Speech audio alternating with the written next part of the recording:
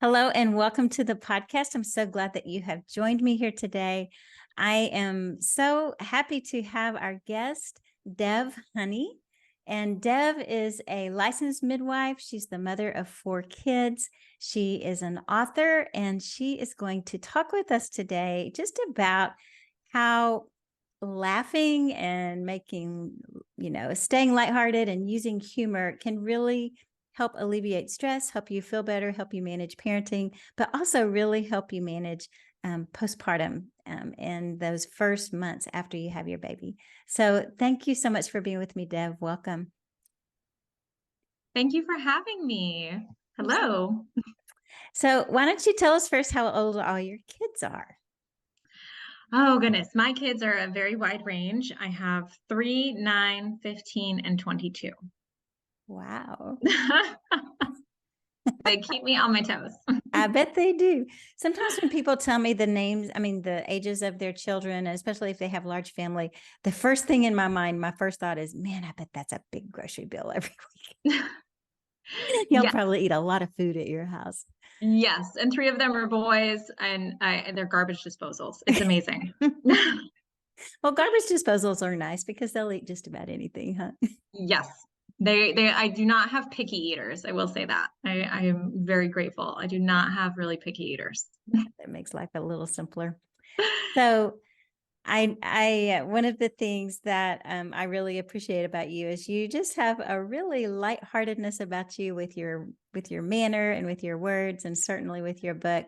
But how do you use humor in the everydayness of life at home with your 4 kids? Oh, goodness. Um, Really, I think that the humor in my house is very based on my kids and what they find funny, and it's all the different ages, and if I can laugh with them, that brings us that little bit closer. For example, my teenager, he's 15, and I feel him constantly getting that further and further away from me. We have less in common. He wants less to do with his mom. Mom's just not cool anymore, all of that. So with him, he's gotten more into like the pranky type humor. Mm-hmm. So I make sure that at least once a day, I'm going to pull some like fun little prank on him. And he pulls fun little pranks on me. And we can also use it as an exercise of setting boundaries. Like, hey, these pranks are not okay. This was really mean. That one went over the edge. Exactly. That one scared your mother. Please don't. And then, of course, my 9-year-old he's ADHD, and he has a little bit more of a kind of a spastic sense of humor, where he just like wants to go really far out there with some of the big jokes and everything. And, he reminds me of like throwing spaghetti at a wall kind of a kid. And you just hope that something sticks and see what goes there. And it's a lot of fun to find those different areas of humor. And then of course my 3-year-old and my 22-year-old, and she can now have some adult humor, and we can make more inappropriate and sarcastic jokes with each other, and I love that she can get it. Mm-hmm. It's a lot of fun to find what makes them laugh. Yeah. And it helps me not be an angry mom. And Mm-hmm. because it's easy, it's so easy to flip to anger. You have so much on your plate and you have a lot going on. And then like you get interrupted one more time and you just want to lose it. You finding those moments of, did we laugh today? Did we smile today? Did I squeeze them and tell them I love them today? Did we have a moment of connected joy? Rather than, mom constantly, did you do your chores? Did you get this done? Did you take care of this? Have you done this yet? Okay, Right. redo this because it wasn't done right, and so on and so forth. Finding Right.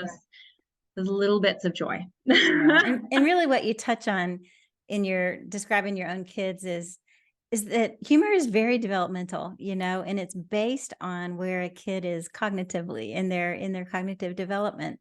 In fact, I've got a whole podcast episode on that about, just what happens in the first 3 years, because babies start laughing in response to you at about 3 to 4 months, that's when they really begin to laugh out loud.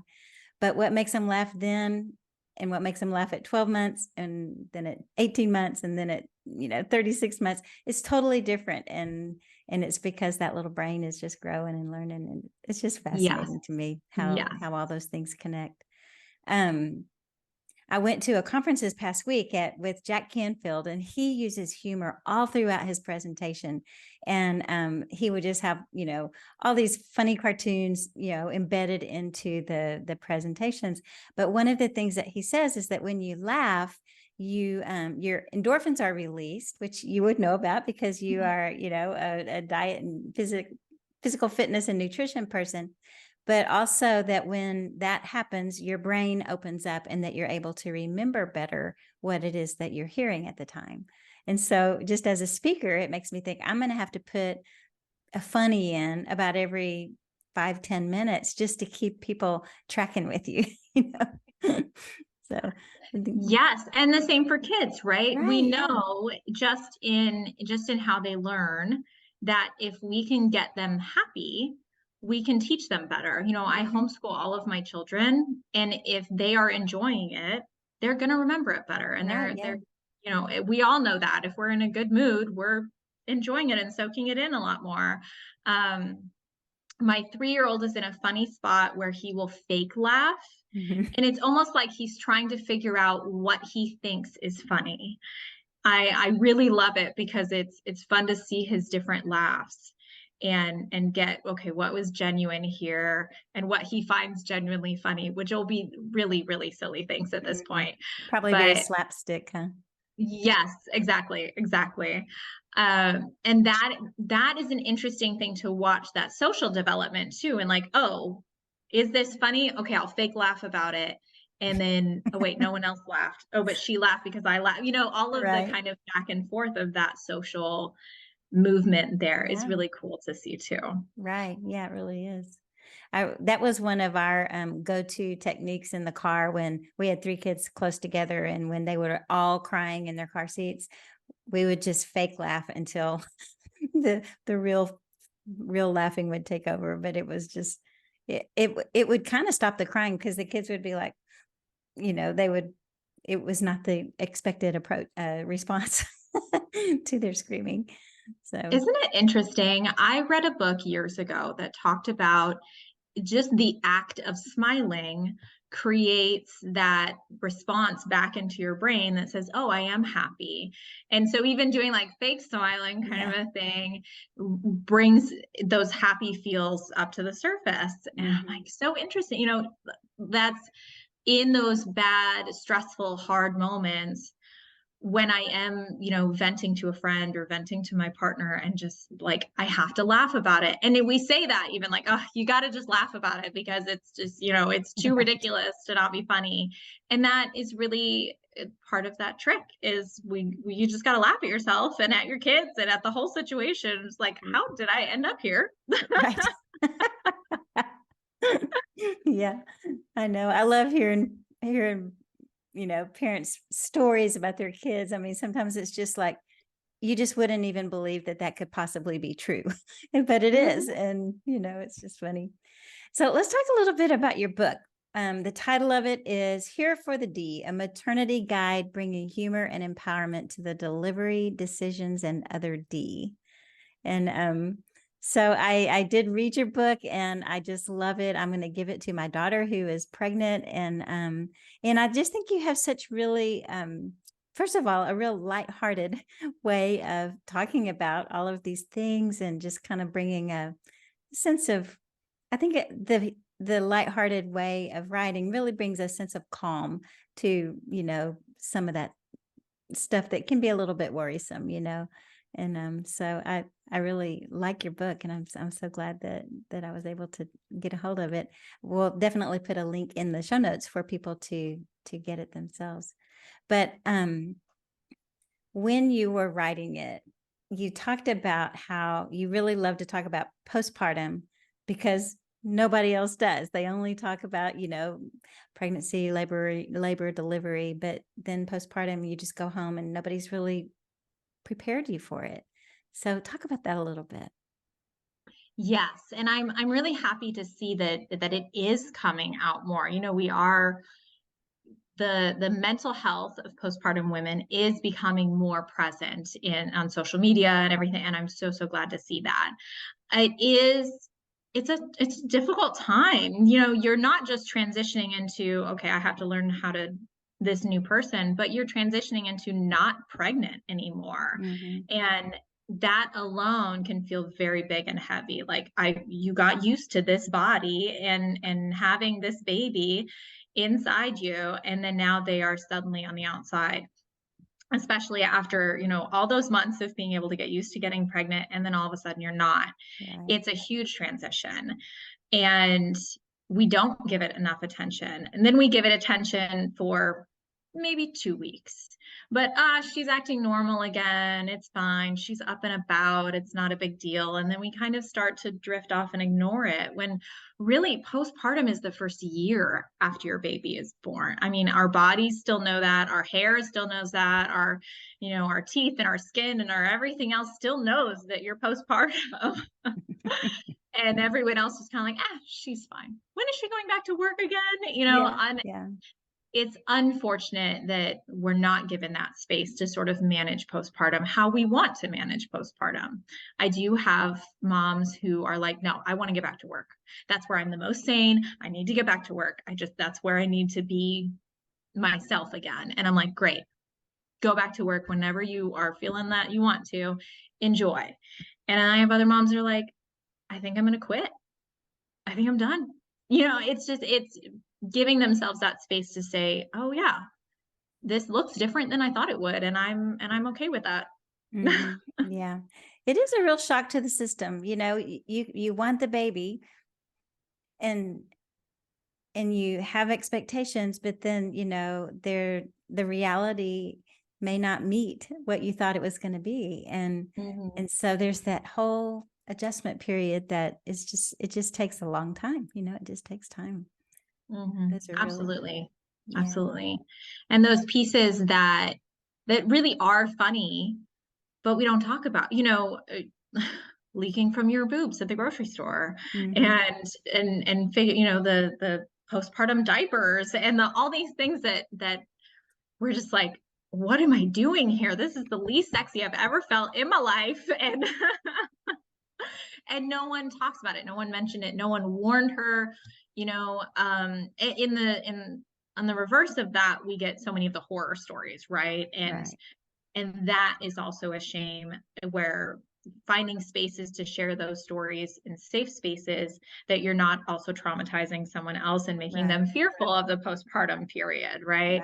Where we're finding all of that, the way we talk about things and who we talk about them with also matters. Right. So Yeah. I appreciate so much in your book how you speak to dad and partners, and these are some ways that you can help this postpartum mama, and I think that's really insightful. So, like, specifically in the first year after giving birth, what are some ways that laughter can benefit, aside from just that it's fun? Yes. So laughter produces oxytocin. Oxytocin helps your uterus contract and shrinks everything back down to normal. This reduces bleeding time, helps your abs have the space to come back together sooner. There really is a hormonal pattern here that can help kick in that healing, and like, oh, okay, when your body feels a little bit better, you're not, wearing the diapers anymore and things like that. Your body's making enough breast milk. You have all this oxytocin going. Oxytocin is a bonding hormone. So you're bonding with your baby even more, and that makes those middle of the night feedings even better, where you can just sort of ooh and ah over your baby. Oxytocin is a feel-good, happy, sexy hormone. So even though you may not be ready for the sexy part, it's still nice to like your partner in that period. Right. Yeah. It helps you connect. I love a good oxytocin boost. I even tell women, if they've gone past their due date, do something funny, watch a funny video, go to a comedy show, get some laughter going. Oxytocin is wonderful. And those feel good, happy hormones is exactly what we want on board, because your body doesn't want to have a baby, and your body doesn't want to make milk if it's stressed out. Cortisol is counterintuitive to that. So when your cortisol is moving, your body's like, whoa, it's not safe out here to have a baby. Let's just not. And we want good, happy hormones so your body can go into labor when it's ready, and good, happy hormones so your uterus can contract and shrink down and everything can heal. So we love a good laughter and some good stories, and even, like I said, getting those comedy shows going and whatever can give you a good giggle. Right. So I guess that's good advice for someone who is sitting there twiddling their thumbs, waiting for labor to begin. Yes. Maybe past their due date. Just do some things that will make you laugh and release that hormone. That's fun. Yes, exactly. Yeah. So as I was just kind of doing a little bit of digging in preparation for our conversation, I learned that laughter does a lot of other things too that are helpful for all people, but for brand new mamas especially, and that's increasing your immune response and protecting you from germs. It increases your cardiovascular health, and of course your social connections. It helps you to connect with others when you laugh together. Yes. Improves digestion too. I just learned that one not too long ago. When you are relaxed and happy and you have those laughter feels going, your digestion is better, nutrient absorption is better, and then you can create more breast milk and heal yourself. We lost a lot of nutrients during pregnancy. Everything went to the baby, so getting all of it back Yeah. is very helpful. Yeah, that digestion bit is really helpful for postpartum mamas because that's kind of Mhm. a slow return. Absolutely. Yeah, everything, all those organs have to go back into place, right? Yeah. Yeah. So another chapter in your book that I thought was really one that I took note of, it was entitled "You Are What You Think." So talk a little bit about that, about how your thoughts affect what's going on with you. Oh, yes. We all know the saying, it's all about perspective. And it really is all about perspective. I'm sure that so many people have heard this before. When we get into the mindset of, I am too weak to handle this. I am too weak to handle being this postpartum mom. I'm too weak to handle being a mom. I can't do all of this. This is too, all of that. We start those cycles mentally, and whether it comes from our childhood or social media, or someone planted that seed somewhere that just says, I'm not enough to do this. Maybe it's another child, maybe it's a first child, maybe it's a child and work, maybe it's a child and a clean house, maybe, all of the different responsibilities that we take on, that mental brick building, right? We put one brick on top of the next brick and the next brick, and then you're staring at this brick wall like, what do I do with this? And it can be incredibly frustrating and stressful, rather than recognizing that we do have the ability to change how we view things and how we see it, even as hard as that can seem, because when that record player starts going, it's going, and Yes. it's a runaway train with some of those thoughts. I'm a big fan of journaling. I'm a big fan of post-it notes. I love a good post-it note, and those post-it note reminders, like your little affirmations and your just statements reminding that this is wonderful. Like what our bodies can do is wonderful, and these tiny humans that we create are incredible, and every little thing that they do is like that little hint and that little like fascination into what they're going to be, and it really, really is wonderful. And the dishes don't need to get done right now. The vacuuming doesn't need to get done right now. It will get done when it gets done. That giving ourselves that space and mentally loving ourselves is so, so, so important. And I do think it's important to read books over and over again, like mine and others. And there's so many great books coming out about, positive affirmations and gratitude. And it's amazing what those things can do. Even shifting the mindset of, in that moment, you were very stressed out. You had an event happen, you were very stressed. And then the next day you were venting to a friend about it and you were laughing about it. That is a shift of that event. Oh, I was so stressed, I was so angry. And then but really it was so funny, and I can't believe that's my life right now, right? Like, so repeating it to another person can be Yeah. so helpful. Like just saying it out loud and like, oh wait, I probably could have handled that differently. Or I probably, like, oh gosh, that's actually really funny. And I don't know what I was thinking. And all of those different things, because we are, making our mistakes on a daily basis and framing it as being along this really wonderful human journey and getting to participate in these really cool things. No one else gets to be my kid's mom. And Right. that is a really, really cool and amazing thing. Yeah. Whether it's on a religious level or a spiritual level or, whatever you believe in, it's just a really, really cool thing It is. um, to be It's able an to be that amazing one thing that another human person. comes out of you. You know? Exactly, right? It's so mind-blowing sometimes Yeah. um, and really, really cool that we get to participate in it this way. Yeah. Yeah. It is really cool. And I love just the whole process of watching a child unfold, in front of your eyes, year after year after year. Even my kids now, I love still watching who they're becoming as adults. And it starts the moment they're born. So yeah. Well, Yeah. those are Mhm. some really great things to keep in mind. One exercise that I try to practice, and I'm doing this as a result of some work that I'm doing personally, and that is to, at the end of the day, to look at myself in the mirror and just review out loud to myself the good things that happened today, and then to end it with "I love you." And it's just kind of like this, it's an assignment actually that I'm doing. And I'm still in this is way weird and awkward stage of it. But I understand that with time, you come to the place where this is an important part of this whole mind shift of looking at things um, from a loving and caring way of speaking to yourself and changing your thoughts. So that's really Yes. good, especially in those first months. Well, as we wrap this up, do you have one last word of encouragement for parents? Anything that you'd like to part with?